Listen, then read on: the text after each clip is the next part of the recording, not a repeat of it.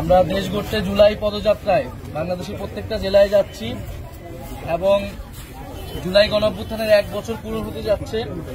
আমরা সেই গণঅভ্যুত্থানকে স্মরণ করে এবং মানুষের যে আকাঙ্ক্ষা ছিল, আমাদের শহীদদের যে আকাঙ্ক্ষা ছিল, যে কারণে তারা শাহাদাত বরণ করেছিলেন, আমাদের ভাইয়েরা পঙ্গু হয়েছিলেন, সেই আকাঙ্ক্ষাটার পুনরুজ্জীবন করতেই আমরা মূলত রাজপথে নেমেছি।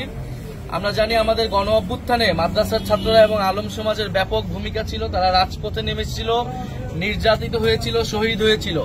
এবং শুধু এই গণ অভ্যুত্থান নয়, আওয়ামী আমলের আওয়ামী জাহালিয়াতের বিগত 15-16 বছরেই আলেম সমাজ নির্যাতিত হয়েছে। আমরা শাপলা হত্যাকাণ্ড দেখেছি, মোদী বিরোধী আন্দোলনের সময় দেখেছি, মাদ্রাসা স্টুডেন্টের উপর বারবার নির্যাতন নেমে এসেছে, বিভিন্ন মাদ্রাসা বন্ধ করে দেওয়ার চেষ্টা করা হয়েছে, ইসলামের উপর আঘাত নেমে এসেছিল। সেই জায়গা থেকে বাংলাদেশের মানুষ কখনোই ইসলামের উপর আঘাত মেনে নেয়নি।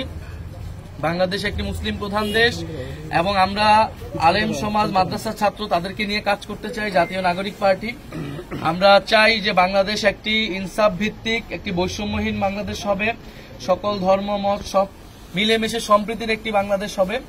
সেই জায়গায় আপনারা আমাদের জন্য দোয়া করবেন। আমরা আপনাদের জন্য কাজ করতে চাই এবং আমরা যাতে সফল হতে পারি। আমাদের ভাইয়েরা বোনেরা যে কারণে শহীদ হয়েছেন, তাদের শাহাদাত যাতে সফল হয় এবং আল্লাহ যাতে তাদেরকে কবুল করে, আমাদেরকে কবুল করে, সেই দোয়া করবেন।